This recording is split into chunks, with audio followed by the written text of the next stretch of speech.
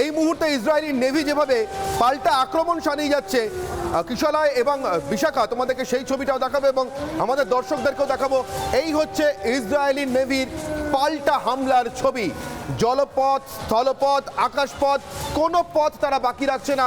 সমস্ত পথে তারা পণ করেছে যেভাবেই হোক হামাসকে নিকেশ করবে, হামাসের শেষ চিহ্নটুকুকেও নিকেশ করে ছাড়বে। এবং সেই কারণেই বিশ্ব জুড়ে সন্ত্রাসবাদ এবং সন্ত্রাসবাদীদের বন্ধু বলে বারবার নিজেদেরকে প্রমাণ দেওয়া চীনের এই মুখোশ খুলে যাওয়া, তার কারণ এবার কোথাও চীনেরও হৃদকম্প হচ্ছে।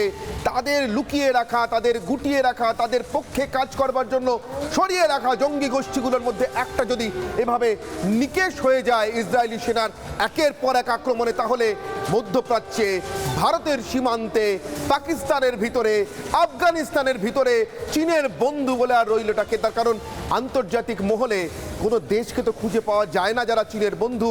একমাত্র চীনের বন্ধু হচ্ছে সন্ত্রাসবাদীরা। তারা নিকেশ হচ্ছে, ফলে চীন সরকারের ঘুম উঠছে। আর নিকেশ হচ্ছে ঠিক এইভাবে ইসরায়েলি নেভির পাল্টা একের পর এক আক্রমণে। জলপথকেও একেবারে অগ্নি উত্তপ্ত করে দিয়েছে ইসরায়েলি সেনার এই পাল্টা আক্রমণ। আমি এখান থেকে আস্তে আস্তে আমার সঙ্গে ইতিমধ্যে যে অতিথিরা এসে উপস্থিত হয়েছেন তাদের কাছে আমি একে একে চলে যাব। এই নিউজ রুম থেকে আমি আপনাদেরকে বলেছিলাম যে আমরা কিভাবে একের পর এক সমস্ত খবরের বিস্তারিত খুঁটিনাটি, কিছুক্ষণ আগে ময়ূক বলছিল টেলিস্কোপিক আর মাইক্রোস্কোপিক দুটো ভিউ তুলে ধরতে পারি। দেবজিৎ সরকার বিজেপির পক্ষ থেকে আমার সঙ্গে রয়েছেন এই মুহূর্তে। তোমাদের সেটআপে অনেক অনেক অভিনন্দন। হ্যাঁ, সাংবাদিকতা চলুক, সিট দ্বারা সোজা রেখে চোখে চোখ রেখে। দেবজিৎ দা, এই যে বড় স্ক্রিনটাতে এইভাবে বাংলার মানুষকে একটা সবথেকে আধুনিকতম প্রযুক্তি দিয়ে একটা ছবি দেখানো, অনেক অনেক কথা শুনেছি দেবজিৎ দা আমরা যখন এসেছি 2 বছর আগে। বাঙালি কি খায়, বাঙালি কি খায় না, বাঙালির যা কোনোদিন খাদ্য ছিল না, বাঙালি যাকে অখাদ্য কুখাদ্য মনে করে, ডাস্টবিনের খাবার মনে করে কোনোদিন ফিরেও তাকায়নি, সেগুলো বাঙালিকে খবর বলে গেলানো হচ্ছিল। তখন আমাদের আশা, তখন বাঙালিকে এই ছবি দেখাতে শুরু করা। বাঙালি আমাদেরকে দুহাত ভরে আগলে ধরেছেন, বুকে আঁকড়ে রেখেছেন। আপনার কি মনে হয় এই ছবি, এই প্রযুক্তি সেই আঁকড়ে ধরে রাখাটাকে একটু বাড়াবে উভয়ত? একদম। দেখো, একটা সিস্টেম ছিল বরাবরই এই ধরনের হামলা ইত্যাদি যখন হয়, এর একটা ক্রোনোলজি আছে।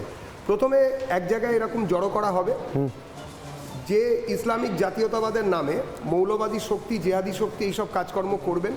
সেইটা করার পরে যখন হামলাটা হবে তখন তাকে একটা বীর বীর বীর বীর ভাব করানো হবে। যখন দেখো এবারেও হামাস যখন এরকম করেছিল তখন কি বীরত্বের কাজ করেছে ইত্যাদি ইত্যাদি, যোদ্ধা বলা হচ্ছে, যোদ্ধা হলো। এরপরে যখন কাউন্টার রিটালিয়েশন হবে তখন সমস্ত সেই যুদ্ধের ছবি, অত্যাচারের ছবি, মেয়েদের ওপর অত্যাচারের ছবি, বাচ্চাদের গলা কাটার ছবি, সেগুলো বিভিন্ন নিউজ পোর্টাল থেকে হাওয়া হয়ে যাবে। এবং সেই যারাই খবর খাওয়ায়, যে নিউজ পোর্টাল বা নিউজ চ্যানেলস বা নিউজ হাউস, তারা তখন সেগুলোকে সরিয়ে দেবে। তার বদলে তখন বলতে থাকবে কি অত্যাচার, এইভাবে অত্যাচার হচ্ছে, ইসরায়েল হামলা করছে বা ভারত হামলা করছে। এই হামলা করে তখন কান্নাকাটি শুরু হবে। মনে রাখতে হবে, আমাদের এখানে সিদ্দিকুল্লাহ চৌধুরী, তৃণমূল কংগ্রেসের সঙ্গে যিনি যুক্ত, তিনিও কালকে একটা মিছিল করলেন প্যালেস্টাইনের সমর্থনে। প্যালেস্টাইনের সমর্থনে কাকে সমর্থন করছেন? হামাসেরই অত্যাচারকে সমর্থন করছেন। কারা সমর্থন করছেন, কাদের জন্য? তার মানে যদি কালকে আমি আসছি দেবজিৎ, আমি আসছি আপনার কাছে।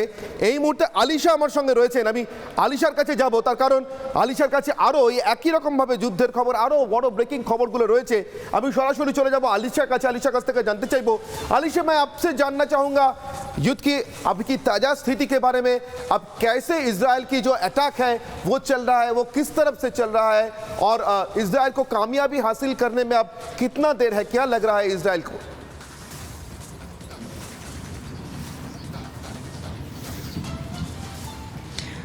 देखिए अनिर्बाण, हम लगातार जो है वो तस्वीरें रिपब्लिक बांग्ला के कैमरा के ज़रिए दिखा रहे हैं। और ख़ास तौर पर अब इजराइल की बात करें, पूरी तैयारी जो है वो अब इजरायली फोर्सेस के ओर से शुरू हो चुकी है।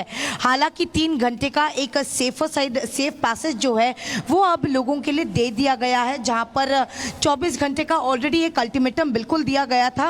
जो नदन साइड के लोग हैं, नदन साइड गाज़ा बॉर्डर के लोग हैं, उनको अब साउथ के ओर पर आने के लिए कहा गया था। वहीं पर इजराइल का एक पहले से मैसेज दिया गया था कि कोई भी उनका टारगेट सिविलियन नहीं है, और वही उसी मैसेज को देखते हुए अब 3 घंटे का और सेफ पैसेज दिया गया है।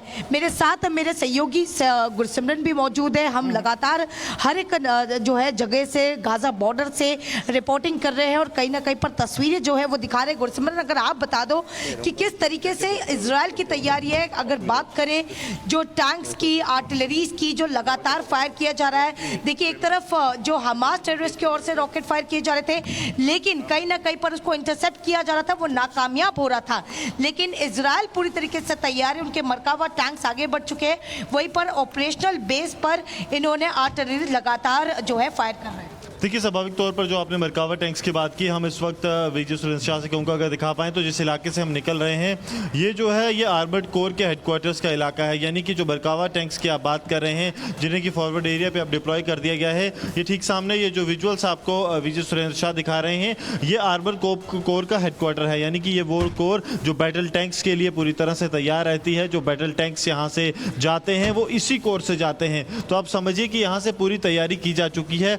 अब जो मरकावा टैंक्स की बात की जाए, बीएमपीज की बात की जाए, एटीवीज की बात की जाए, सबको फॉरवर्ड एरिया में डिप्लॉय कर दिया गया है। और आने वाले दिनों में जैसे ही जो एक कहा जाता है क्लासिक मिलिट्री एग्जाम्पल, वो जब फॉलो पूरा हो जाएगा, यानी कि अपने इलाके से, अपने सेफ जोन से दुश्मन को जितना नुकसान सबसे ज़्यादा पहुंचाया जाए और उसके बाद फिर दुश्मन के इलाके पे कदम रखा जाए, उस रणनीति के तहत इजराइल की सेना काम कर रही है। लगातार हमने देखा कि किस तरह एयर पावर का इस्तेमाल किया जा रहा है, उसके साथ साथ हैवी आर्टिलरी, मोटार शेल्स आगे जा रहे हैं, ताकि दुश्मन पहले ही इतना कमज़ोर हो जाए कि जब इजराइल की सेनाएं जो गाजा पट्टी पर कदम रखें तो उन्हें ज़्यादा चुनौतियों का सामना ना करना पड़े। ये तो साफ तौर पर कह सकते हैं कि अब जो इजराइल है वो पूरी तरीके से तैयार है। सिर्फ उनका मकसद ये है कि जो सिविलियंस हैं उनको सेफ जगह पर लेकर आ जाए, क्योंकि अभी ये जो अपडेट आईडीएफ की ओर से मिला है कि लेबनान के जो नॉर्दर्न साइड है उसके 4 किलोमीटर की जो 4 किलोमीटर का जो रोड है वो पूरी तरीके से बंद कर दिया गया है। वहीं पर रिक्वेस्ट सिविलियन को की गई है कि कोई भी वो जो बॉर्डर है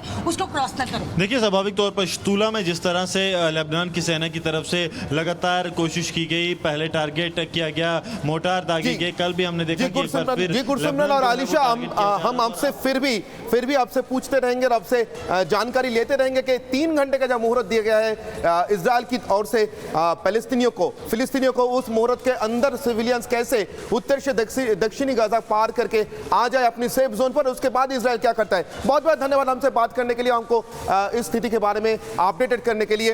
আপাতত সরাসরি গাজা থেকে ছিলেন আমাদের দুই প্রতিনিধি আলিশা এবং গুরসিমরান। একটা ছোট্ট বিরতির সময় হয়েছে, বিরতিতে যাব, কিন্তু আপনারা ভাবছেন আপনাদের সঙ্গে তো আমি এমনি কথা বলছি, তাহলে হাতে এটা কেন? এটার জন্য একটা সারপ্রাইজ আছে। শুধু দেবজিৎ বাবু নন, আর কারা কারা আছেন ব্রেকিং নিউজ নিয়ে আমাদের সঙ্গে কথা বলবার জন্য রিপাবলিক বাংলার, পূর্ব ভারতের এবং গোটা বাংলার 1 নম্বর চ্যানেলের 1 নম্বর স্টুডিও থেকে আরও অনেক খবরের বিস্তারিত বিবরণ, ব্যাখ্যা এবং অবশ্যই আপডেট নিয়ে ফিরে আসছি ছোট্ট বিরতির পর। সঙ্গে থাকুন রিপাবলিক বাংলায়।